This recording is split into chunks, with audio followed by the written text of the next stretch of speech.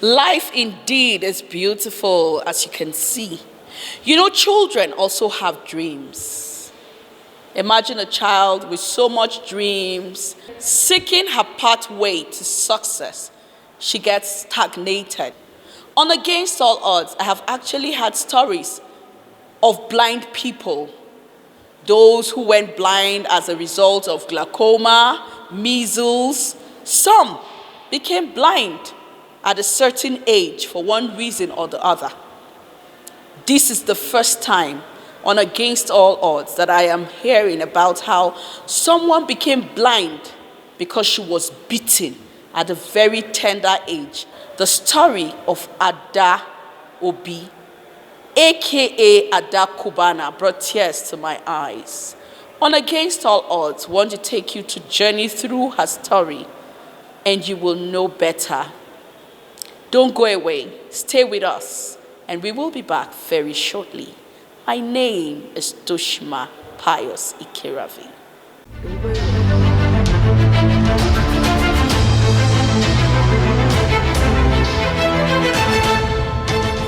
This is Against All Odds.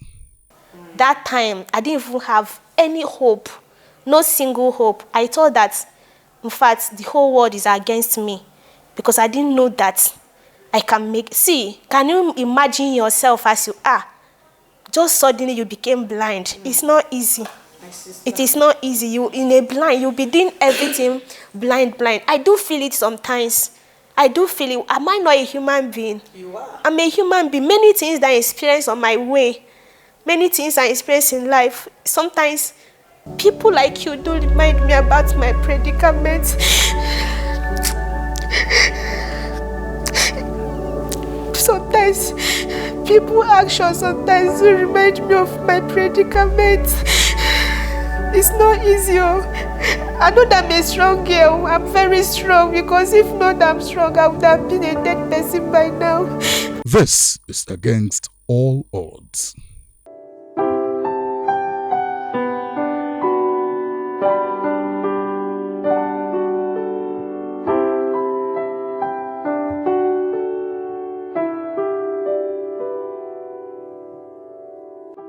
The term "spare the rod and spoil the child" has been abused in Nigeria.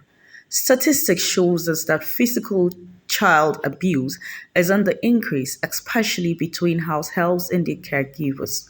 There have been a lot of cases where helps have been critically beaten, burnt with hot objects, and thrown out to the streets. In Nigeria, such cases are very common and yet poorly reported. When I was like 5 years old, back then, with my parents not that they can't take care of me, just that my three friends, and one woman came to our village and she was about to take them out to the city. Why, as a small child brain, I can't stay alone without them. So I told my mom that wants to go with them. My mom refused. So I started crying, serious crying. So like the woman now draw her attention on me and said, she doesn't want to take me before, but she's seeing me crying. She now told my dad that in fact the person that she's taking us to, the other girls are my age, but they senior me. They are 6, me and 5. Then they senior me. She said that the woman did not have children, that she just wants someone that she will be staying with. You understand? Someone that she's staying with, and see the person as her own child. That my father should allow me. My mother said no. Later, my father told my mom, if like that, so, and my friend will not be here, so he doesn't want my disturbance, so I should go with them as far as nothing will happen to me. This is the kind of punishment that was melted on Ada by her caregiver and gradually sent her into the world of the dark. Today, Ada is a blind person as a result of man's inhumanity to man. When I got to the house, it didn't get to a year. She now became pregnant. Yes, she became pregnant. When she gave birth to her child, she now asked me to go and wash that napkin. That time they're using napkin, that white napkin. So, and those first children poo used to be too sticky. And here black, it's like green or black, it will be drawing. Yes. Me, I washed that into my own strength. I couldn't wash it really well, but I know I washed it to my own strength because I've not washed clothes. I don't used to wash my clothes. It's my mother that used to wash clothes for me then. So when I dried, she said that when she saw the clothes, she told me that, Mia, I don't know how to wash, I don't know how to do anything. Did I want her baby bumps to get rashes? She started beating me. Beating me.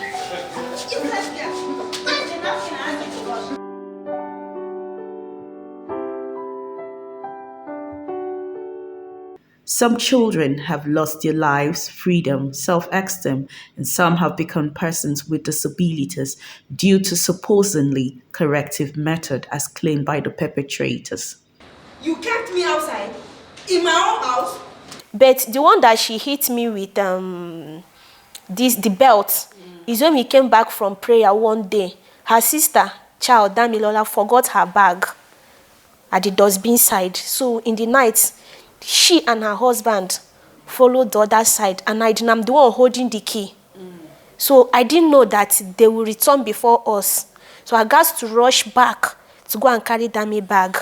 So when we got home, then we now found she and her husband standing at the door side. So with anger, she now pushed me and started flogging me with belt. So it's the belt. She was pregnant then, no. It's the belt that she used, and when she was flogging me, the head of that belt, that iron side is what she used and hit me on my eye. So I didn't even know. When I fell down, I covered my eye. I thought that is tears. But I didn't know that is blood. She was flogging me. So blood was coming out of my eye, seriously. The husband was inside. I didn't even know. When I fell my eye, I thought that the crying was too much. So he now came to where I lied down. Immediately the man saw me, he screamed. He now said, Ige, he wants to kill this girl. He said, Bamio, he wants to kill this girl. This girl will die here, come on. Then she now rushed out, now saw me, blood everywhere.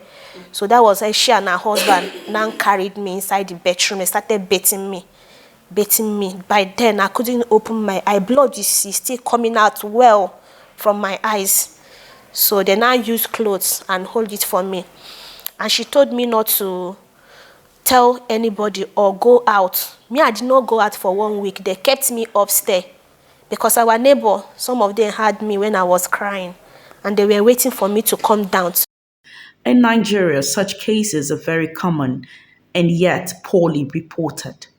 After everything, she now asked me not to come down and let me not tell anybody. That if anybody asks me, I should tell them that I hit my eyes on the pavement. That side of the wall, I should tell them that I hit my eyes there, or that pillar now, that wall pillar. Yes, and I say, okay. After 1 week, the next week, but the eye still swallow up. Oh. So she bought me one eye drop like that. That if I put that eye drop, the thing will be tasting me bitter, now enter inside my mouth, from my eyes to my mouth. And because of that, I just leave it. When the next week I came down, our neighbor was asking me, they were asking me what happened. I told them that nothing, that I hit my eyes on the pillar. So Mama Ayo was telling me that it's a lie. She now carried me in and told me that, let me tell her what happened. She know that it's that my wicked auntie that beat me. So I say yes, that is she that beat me, and let her not tell anybody that she's the one that beat me. Or she now say, okay, that she will not want me to be in this house again for any other thing to happen. Did I want to go? I say yes, I would like to go. So that they will take me home is when she gave birth and give me beating because of that her napkin that did not wash very well. So the whole neighbor were like saying, this small girl, how can she be able to wash this thing, that if they allow me to stay in this house like this woman is going to kill me. Oh. She's going to kill me. Then all of the nurses started saying that they will contribute money. Then by then, I'm almost more than 6 years, because that was 2000. I could remember back then, 2000. I worked 6 years then. So after everything, one guy, brother also, now told me that he would take me home. If he put me inside motor, will I be able to know my way? I said, okay. So he now told me that if I'm going to school, I should carry my clothes. I should carry my house clothes I will wear. And I said, okay.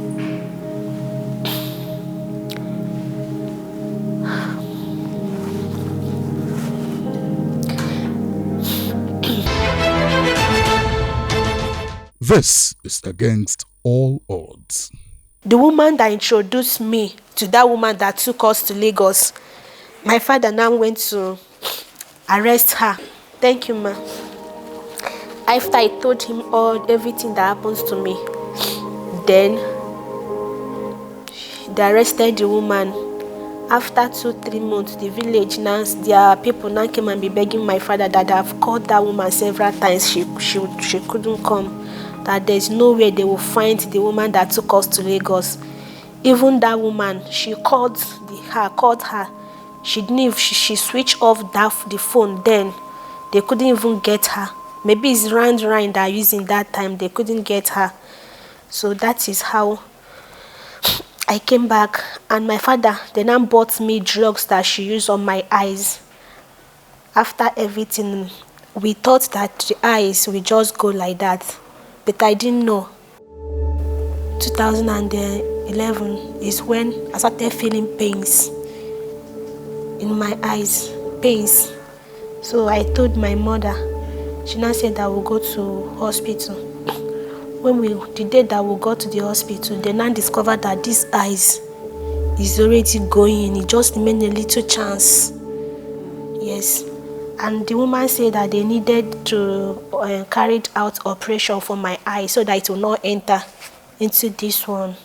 So then my mother now said, okay, now, how much? Let us start the preparation. What can it take for them to carry out the operation?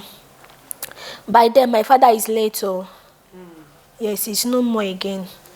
So the woman now says 5.4 or 5.6 million naira to do the operation. That they will not do it there, but they will take me to India for the operation. That she cannot don't do the operation there, but she will refer me to India where they will carry out the surgery.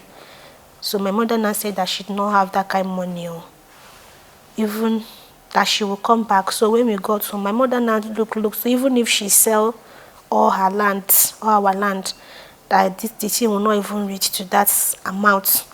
So people now advise her to be taking me to prayer house. Sometimes all this hospital, many prayer house, you will see they'll be asking her to bring money for prayer, this, that. So the thing now started going like that. So before you know, the thing now entered into this one. I was like managing it, thinking that God will one day stop it from entering this one. I was praying seriously, thinking that God will heal me. But later, my eyes did not come back until how the thing is just decreasing. The pressure in my eyes. If the pressure is increasing, then my sight will be decreasing. Yes. Small be decreasing. That is how the thing started decreasing. That is how the journey of my blindness will start.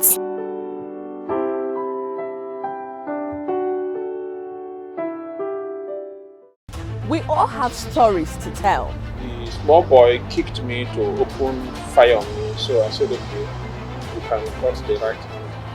So that's how my right hand was cut off. He's working with clutch with rich hair. That I was that guy. No, he's not an ordinary eye. No, he's not an eye. Juju he used marry his wife. It all depends on how I handle my story and how you're able to handle your own story. It is what you decide in your mind that determines you, not your situation.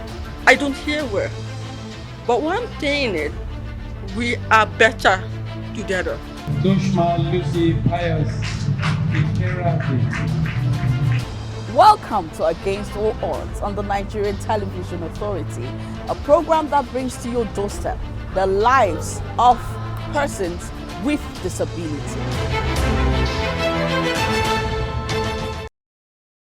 Ada is a footballer, karate, talking model, and later in her sporting world, she was introduced to Judoka by her coach.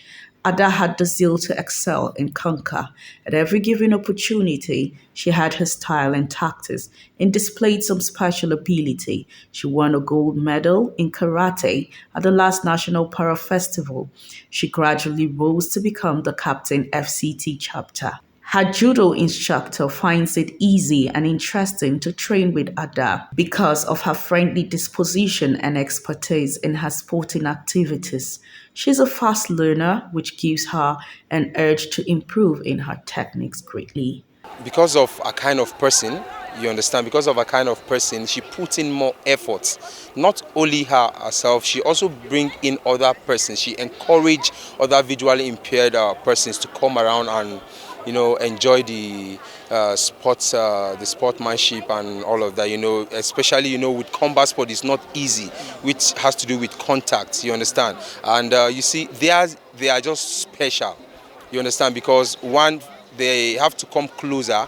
What they use is that the sound, and when they get hold of, their opponent or sparring partner, you understand, they exhibit the techniques, the judo techniques very easy. So Adaobi so far, she has been positive and upright with her training. We are about to go to a festival, a world festival in Kenya, which many countries used to participate, which they have sent me letter from Kenya that they really want me to participate. But you know the weather now. We are finding it difficult for the to finance everything, which I don't know that will be able to participate this year. Okay, I said that one day I'm going to make Nigerian proud. Yeah, because they will not know that this person can make it. But I'm glad inside me, I believe that I can make it, that one day I will represent Nigerian out there to win a world gold medal back to Nigerian. Ada is a multitask. Her fingers are willing to work hard to enable her meet up with the harsh economy, which even makes it more difficult with her disability. She ventured into shoemaking skill and graduated with a certificate with so much confidence and passion. She dedicated her time to learn shoe and bag making with Spotlight Initiative. I got to know about Adaobi from one of our partners, one of our NGOs that we work with, Spotlight Initiative. They are called Fred. So they sent her here for a training on shoemaking. Unfortunately, when she came, I was so amazed that how will you do it? You cannot see, but later I saw her ability, that she was able to perform very well. In fact, she was sewing, the way she was doing her knitting, it was so perfect. And we were so happy to have her around us. She really inspired so many of my staff. Today, Ada makes comfortable and fantastic shoes and bags. Though she can't see them, but she can feel them with the passion and dedication in her heart that they are worth your patronage. Her trainer confirms that Ada is focused and very intelligent, and her zeal to learn gave him the urge to make sure she excels. When she came there, she wanted to learn shoemaking. I was like, you want to learn shoemaking? And by seeing her, you don't even know she's blind actually. She's the one that said, I am blind. I said, Are you blind? He said, yes. I said, you want to learn shoemaking? He said, yes, she has a passion for long. I said, how is it going to be possible? So, but I saw that courage in her that I said she wants to learn. And you know, one thing with her that I love so much, she speaks with confidence and she's so much sure and proud of herself. So I saw that zeal in her. I said, God, let me not kill this zeal because even God will not forgive me.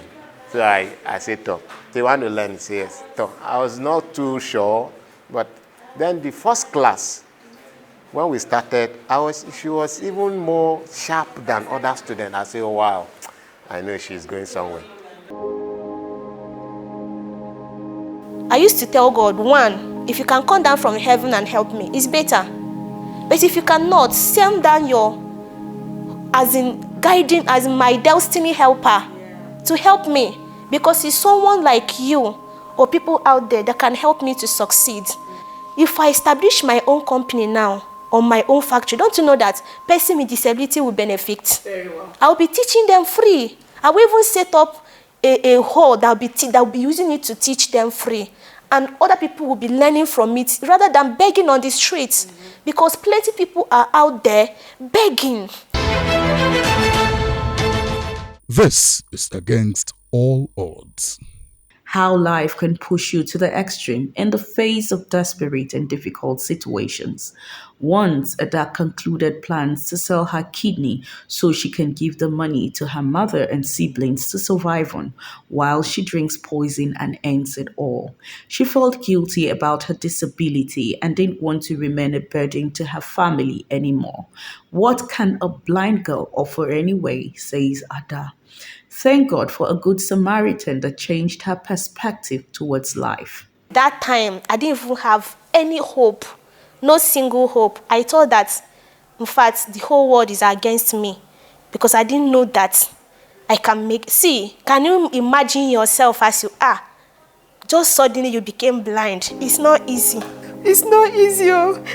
I know that I'm a strong girl. I'm very strong because if not I'm strong, I would have been a dead person by now. But it's that doctor. When the doctor saw me, he started counseling me. It's the doctor that made me to remove my mind from selling my kidney. And he talked me out of that. That was when I now started seeing life small till now.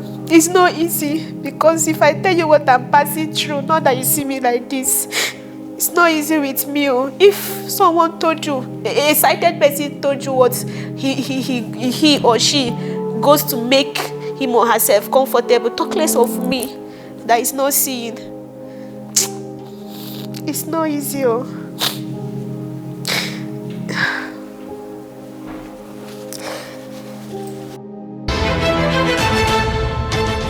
This is against all odds.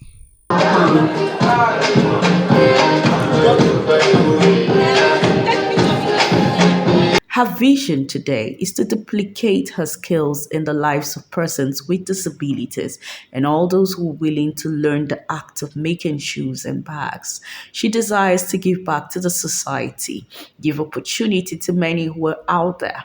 She wants to be a loud voice to the voiceless and support system to many who are broken and at the verge of throwing in the towel so they can actually get their groove back and tend for themselves with dignity.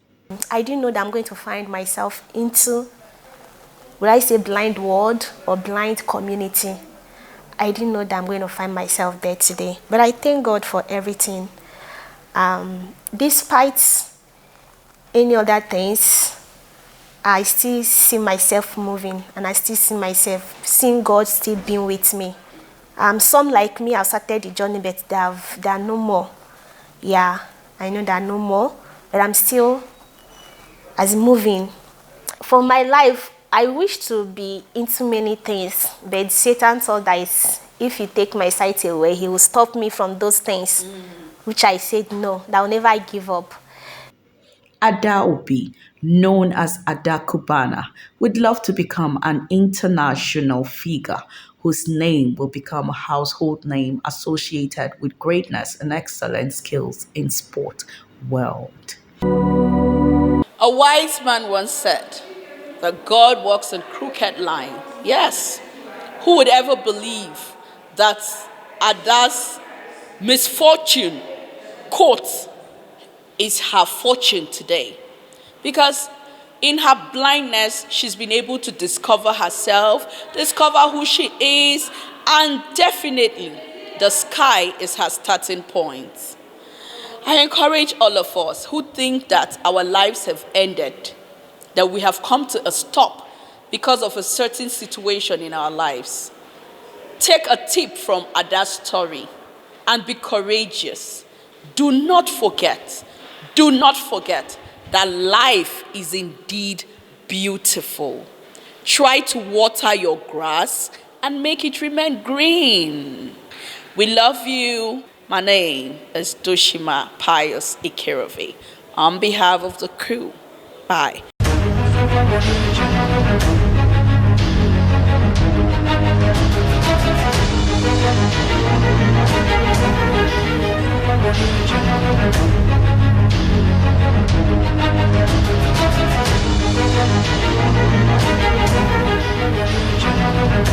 Thank you.